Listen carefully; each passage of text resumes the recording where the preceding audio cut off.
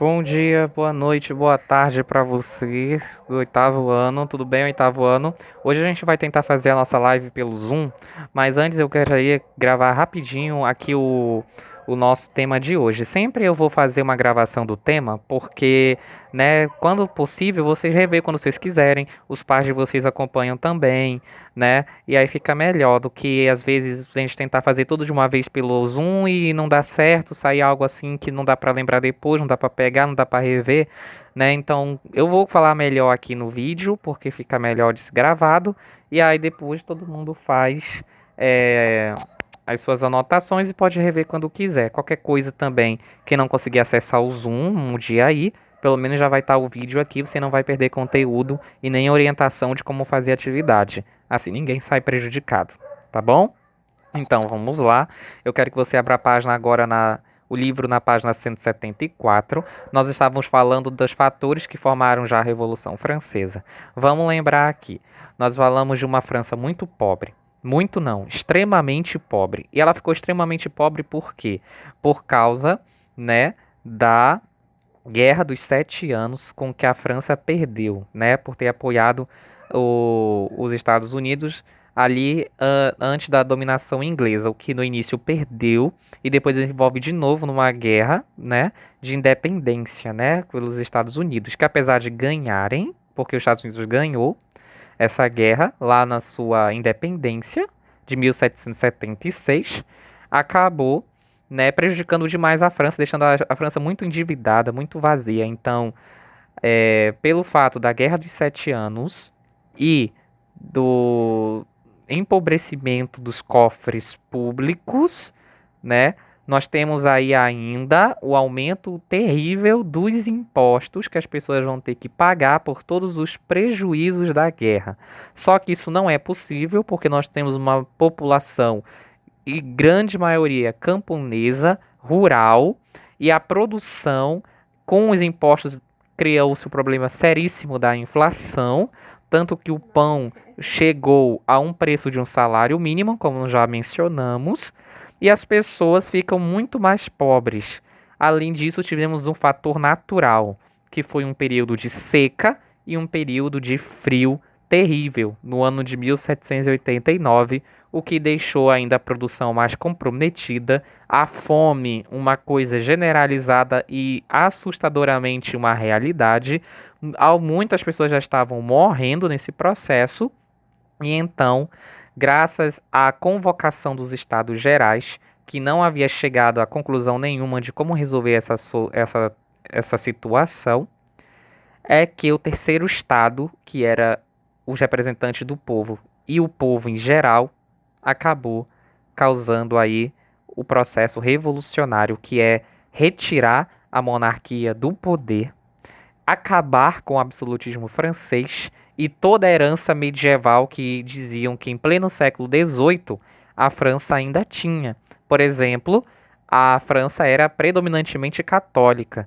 Nessa filosofia de retirar o antigo regime do poder, retira-se também toda a tradição que venha com ela. Então, o cristianismo é totalmente perseguido, totalmente vítima de um genocídio e excluído da história. Na França, ninguém mais pode ser cristão. Não existe mais igreja, não existe mais rua com nome de santo, não tem mais nada com nome de santo.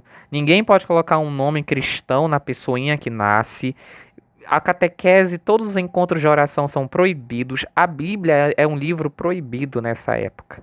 Tanto que aqui nessa página 175, já aproveitando que eu já toquei nesse assunto, a gente estava falando da Constituição Civil do Clero, que possuía o intuito de reorganizar o clero, tornando-o parte do funcionalismo público, ou seja, o clero perderia suas terras, a igreja perderia suas terras, o clero perderia suas igrejas, os padres teriam que fazer uma opção. Ou eles seriam revolucionários, seriam também iluministas, seriam totalmente aderentes da revolução, no caso dos governantes lá, né, da revolução, dos republicanos da revolução, que seriam os jacobinos, que nós vamos ver depois quem se trata melhor, ou seriam presos ou mortos, porque seriam inimigos da revolução. O Papa disse que era contra a Revolução. Mesmo assim, mesmo o Papa tendo falado, alguns padres acabaram se aderindo à Revolução. Né? Gente, o pânico era geral. O medo era muito grande. Tanto que esse período aqui, ó, tá na página 174. Foi chamado de Grande Medo, né? E nesse período de grande medo, de terror, foi instituído pelo terceiro estado uma Assembleia Nacional Constituinte, junto com a nobreza, que era o segundo estado, para, né, declarar que todo homem cidadão francês são iguais perante a razão, perante a política. E aí assina esse documento, Declaração dos Direitos do Homem e do Cidadão. Tem alguns artigos dele aqui do lado, né? Vocês podem ver no box, né? Essa declaração foi base para reformar a Constituição da França, né? Vai ser reformada assim que ela vira uma república e ela foi inspirada na Declaração de Independência dos Estados Unidos, que afirmava também que todo homem era igual, né, perante Deus e todo cidadão norte-americano tinha direitos iguais. Aqui a França, como a França tem o objetivo de não acreditar mais em Deus, então eles retiram essa parte de Deus e coloca só que todo homem é igual. Então o tema da revolução, liberdade, igualdade e fraternidade ficou marcado nesse tempo, tá? É claro, né, que apesar das palavras serem muito bonitas, né, serem até escritas na bandeira, não existia de fato liberdade, igualdade, fraternidade nesse processo de sangue, tá bom? Porque a revolução nasceu do sangue, né? Vai dizer ali o documentário que eu pedi para vocês assistirem. Então, a primeira coisa que eu quero que vocês coloquem no caderno é a Assembleia Nacional Constituinte, que foi uma medida tomada pelo terceiro estado e o segundo para reformar a Constituição da França. Dentro dessa Constituição seria colocado a Declaração dos Direitos do Homem e do Cidadão, que foi inspirado na independência dos Estados Unidos e na rejeição total ao antigo regime, incluindo o cristianismo, pela Constituição Civil do Clero de 1791. Todo mundo entendeu? Colocou assim, né? Dá uma pausa no vídeo se quiser para escrever desse jeito no caderno, tá?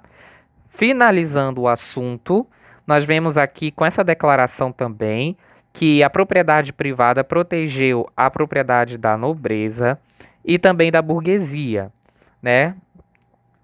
E os poderes foram repartidos, não era mais concentrado no rei.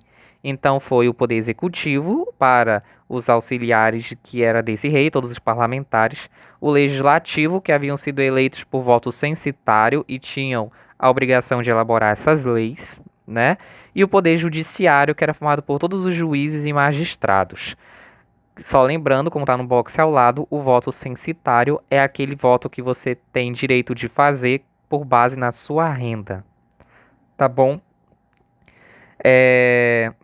Gente, sobre esse módulo é isso. Agora nós vamos fazer a nossa live, vou tentar, né? E vamos corrigir os exercícios que eu passei e fazer os exercícios desse módulo, tá bom? Quem não conseguir acessar, tá? Coloque as respostas dos exercícios nos comentários que eu vou estar vendo e também lá digitando ao mesmo tempo que eu vou estar com o Zoom com o pessoal. Eu vou mandar o link para vocês. Mas resumindo, vamos lá. Falamos da Assembleia Nacional Constituinte, que aconteceu de 1789 e foi até 1791. Marcado por um período de grande medo, por causa que foi muita agitação, muita morte, principalmente por causa da queda da Bastilha, as revoltas das pessoas, os massacres dos soldados, os massacres dos clérigos, através principalmente da Constituição Civil do Clero, que destituiu a igreja na França, e pegar tudo que é homem que dizem que devia nascer da base iluminista, né, e declarar que todos eles são iguais através dessa declaração dos direitos do homem e do cidadão. E a tripartição dos poderes, tirando a autoridade do rei. Tudo bem, gente? Então agora vamos lá para a nossa live.